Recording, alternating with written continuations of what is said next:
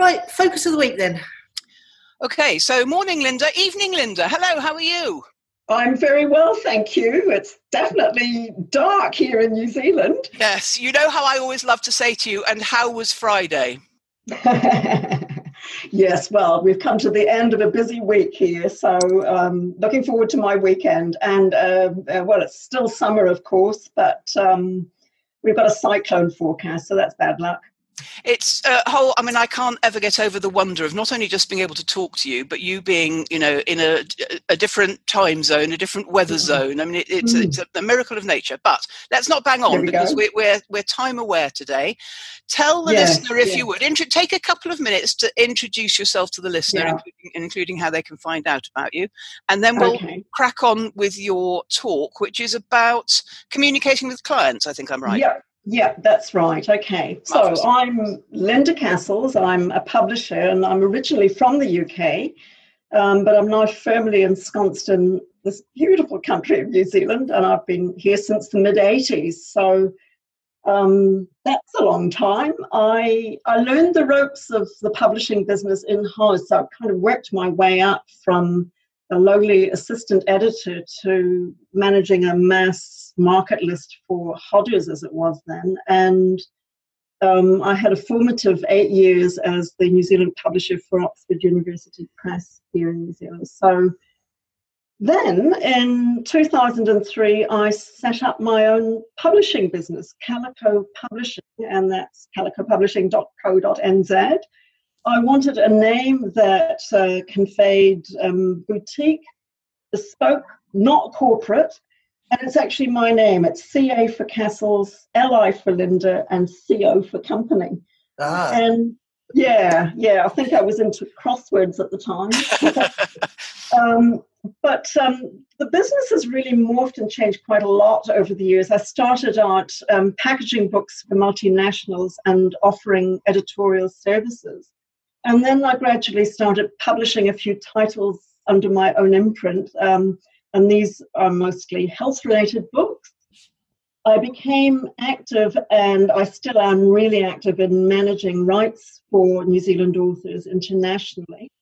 But more recently, the part of the business that's really growing the most is my mentoring work. It's the one-on-one work that I do with authors, and I'm really loving this sort of work. I love to get in at the beginning of a project and help shape the ideas. I think if you're putting a posh name on it, you'd call it developmental editing. So you can imagine over the time that I've been in business in New Zealand since the mid-'80s, I've seen huge changes in the publishing world in those 30 plus years. And a lot of your listeners will be aware of them too. But as the focus of our topic today is communication, I really am looking at how that has changed within the publishing world. And it used to be very formal and kind of slow, and I think that reflected how business was done back then. There was a lot of gatekeeping went on in the publishing world, and it was an authoritarian kind of model, if you like. The publishers had the final say on things. That's where the power was. And of course, now it's completely changed. It's all informal and it's fast. And for me, that has a lot to do with the whole democratization of business. And of course, that's all driven by technology. And that's a really good thing, I think, because it opens more opportunities for more people. But there are some pitfalls, especially in communication, and it really is a question of getting the balance right. And you know how it is. We kind of feel we know someone really well in this digitally connected world. We can feel really close to them, even though we've never, ever met them. We wouldn't know them if we passed them on the street. So I wanted to do something on communicating with clients because I believe some of the things I've observed in my communication within the publishing world could be really useful to anyone running their own business or even if you're in a workplace, you're in a structured organization, there's some things in here that I think might be helpful. And so I came up with 4 aspects of communication that I thought would be a useful framework for the podcast. And they are, the first one is knowing your communication style. The second is setting boundaries. The third is dealing with difficulties. And the fourth is taking initiative. And just moving swiftly on to the first one, knowing your communication style. One of the key questions here for me is being aware of how much you are prepared to share personally with your client base. And I found that clients love to know a little bit about your personal life. They love to know where I've been on holidays or, what you're up to. But you've got to be comfortable yourself about what you choose to share from your personal life. And then you've got to figure out how friendly you're going to be in your tone. And that's shifted hugely over the years in publishing. The tone's much, much friendlier. But I've come unstuck a few times, to be honest, with cultural differences. I've been dealing with publishers, for example, in Germany and China. And honestly, if you don't follow a certain pattern with an email and certain formalities, they just won't take you seriously. With your communication style, I've actually found using humor is quite a useful way to put people at ease. And I don't mean poking fun at people all the time, but self-deprecating humor, a little way of sharing some of the errors you might have made, a little bit of your own vulnerability. It makes you come across as more human. I'd say be honest in your communication and don't pose yourself as the grand authority in whatever area you're working in, because none of us know all the answers. And so you can suggest to clients A, B, C, and D, and then just say, look, hey, this may or may not work, but we're both in this together. And one of the things about a communication style that I learned from Judith is that you've got to look at how you like to be communicated with. And so if you can find a style that you like to read or listen to or watch, and you like that, then emulate that style yourself. So it's all about figuring out your own personal style. There's no one size fits all. Setting boundaries around communication. Now, there are loads of pitfalls around this with clients, and I think it's really important to set boundaries with clients. This is to do with the amount of time, for example, that you're going to give a client. I think it's very important to state clearly beforehand what the boundaries of your relationship are at the very, very outset. Accessibility. I know many people I work with are very good at responding to emails within 5 minutes of receiving them. I'm not one of those people, I have to say. I often find if I respond very quickly to something that I'm getting into this email pattern that is maybe not that constructive. So I'm definitely one of those people that tries to check them at the beginning and the end of the day, and maybe in the middle of the day as well. And I really guard my weekends. But again, you've got to figure out what works for you. Setting boundaries is also about keeping to the point in your communication. So it's all very well to share personal details, but don't forget the crux of your relationship is a professional one. So just keep to the point.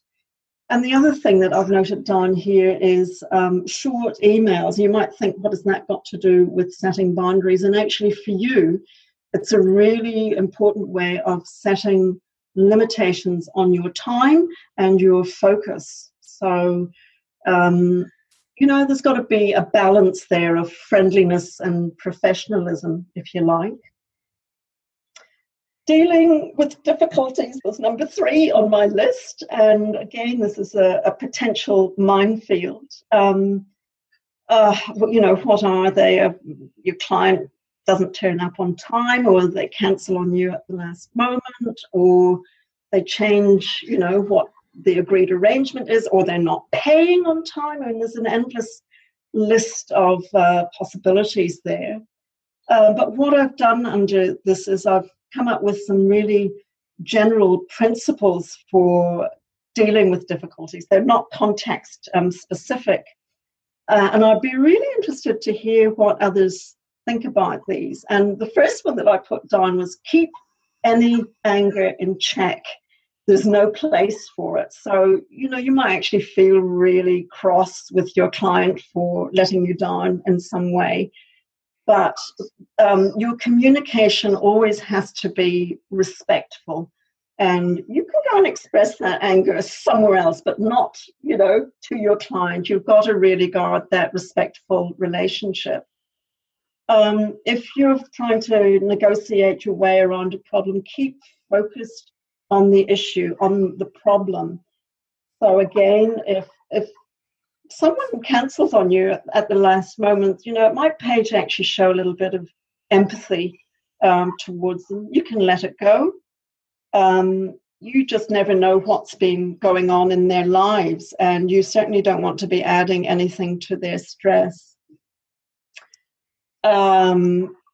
One other technique is to give some control back to them. So if you're in this knotty situation with a client, ask them, so look, here we are. This is the situation. What do you suggest we do to move this forward? And just see where that takes them and you. Now, often these difficulties are dealt with by email, and that can be really useful, especially if you think you're getting into contractual things. It's good to have a record sometimes. But there is a place for just picking up the phone and talking to people. And I think that can very quickly resolve issues before they become huge, huge problems. I had a case just this afternoon. I have an agent in Asia, and I'd sent, I was the complaining client, I'd sent an email saying, we haven't been paid yet for the contract that was signed before Christmas. And I would say within minutes of that email being received, the Skype call came through from him, and we had a fantastic discussion. I got an insight into exactly what the situation was. And I ended up with huge respect for this person that I'm working with. So respectful, that is actually one of my key bottom lines with communication.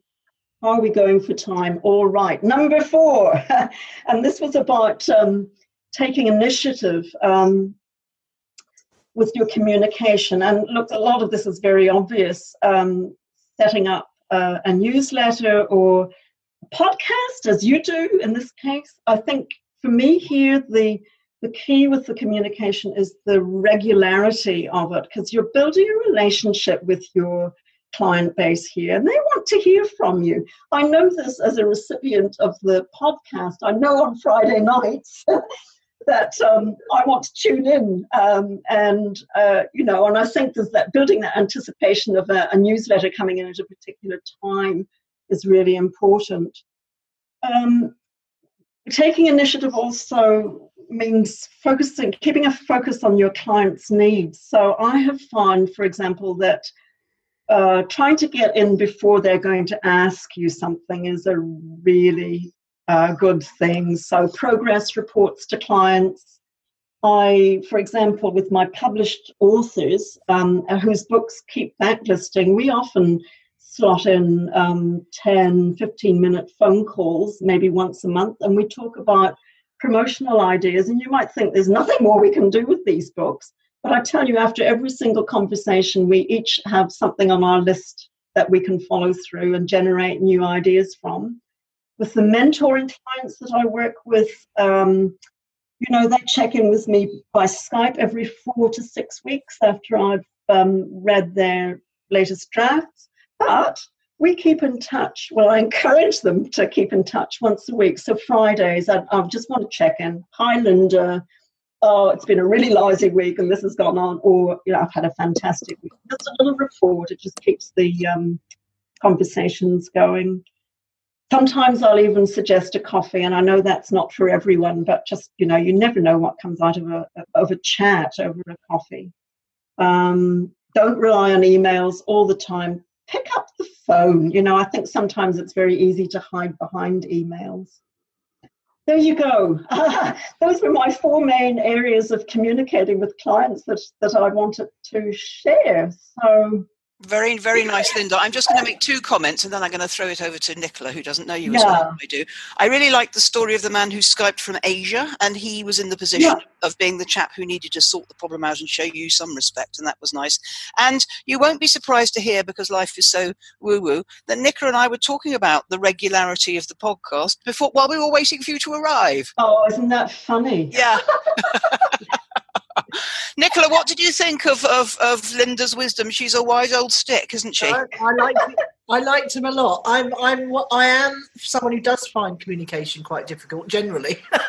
So I like the be respectful and be proactive and try and get before your client has to ask. Yes. And just I'm off to look at your publishing company, because obviously I'm writing a sci-fi novel, and I'm very interested in this whole thing of editors and developmental editors and mentoring authors. I mean, it's such a big need. Well, here in New Zealand, we don't have the same number of multinationals that we used to, and there's an awful lot of very good self-publishing that gets done. Of course, in-house these days, editors don't have time to do they don't. mental hand-holding stuff, and I'm really in my element dealing with it. I'm just loving it. Yeah, awesome. Well, it's again, synchronicity, isn't it, that I'm following the Story Grid podcast, which is Sean Coyne, and then you pop up as an independent publisher down in New Zealand. How awesome is that? Oh, there we go. Yes, well, I do work. I don't publish fiction, but I do work with fiction and non-fiction editors, because it's all about telling stories. Whether it's fiction or non-fiction, you still got to have that beginning, middle, and end, and you've got to carry the reader through on some sort of journey. It doesn't matter if you're talking about dementia or you're in some fantasy novel genre. It's you've got to hold the reader's attention. I've started writing all my emails using that structure as well. The inciting instant, the complication, move from ordinary world to extraordinary world, complication 1, complication 2, crisis to climax and resolution.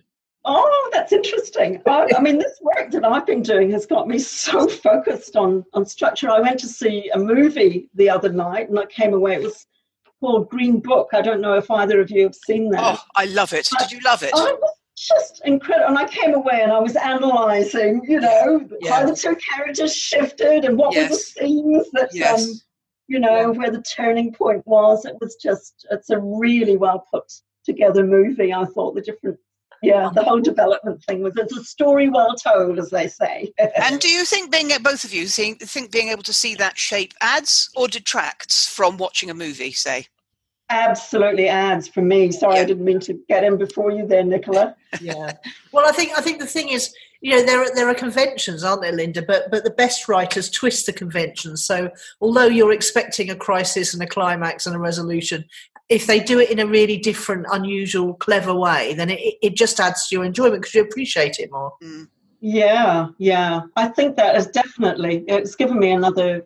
Yeah, this close work on text has certainly given. I'm translating it into everything I watch, actually. So I was interested to hear that affects your email writing. So yeah, everything. Yeah, and my little videos. I'm trying to do my 1-minute videos over 7 days. So I'm telling a story over the 7 days now. So yeah. Oh well, that's really interesting.